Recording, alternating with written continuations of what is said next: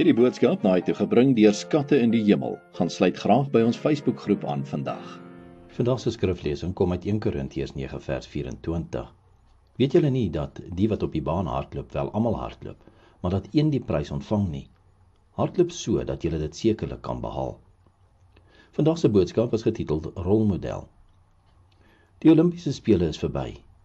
En wat 'n voorreg was dit nie laas jaar om hierdie atlete wat vir baie jare hard gewerk het in hulle verskillende dissiplines in aksie te sien nie.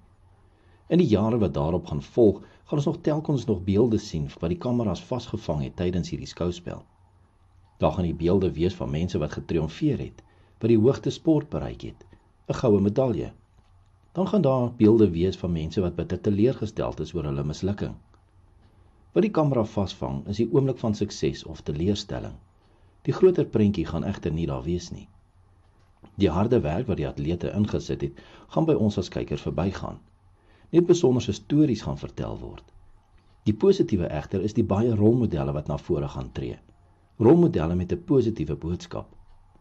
Vir die gelowige wat deelneem aan die wedloop van die lewe, is alles toegespits op die hiernamaals, die ewige lewe saam met God drie-enig. Paulus praat van hierdie voorbereiding as iets wat navolgenswaardig moet wees. Dit gaan daaroor dat ons 'n rolmodel sal wees.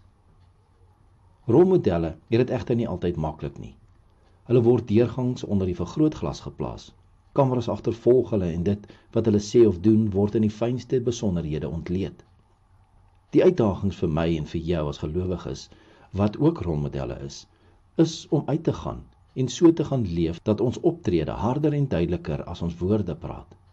Dat ons verhouding met Christus so spesiaal en intiem is, dat mense nie anders kan as om dit te wil navolg nie. Dat hulle ook die wenstreep kan bereik en vir ewig saam met God in die hiernamaals kan wees. Die groot verskil tussen die Olimpiese Spele en die wedloop van die lewe is gewoon dat daar nie net een wenner is nie. As jy in die wedloop van die lewe deelneem en jy getrou is tot aan die einde, gaan jy die prys wen. Gaan jy die ewige lewe beerwe. Kom ons bid saam.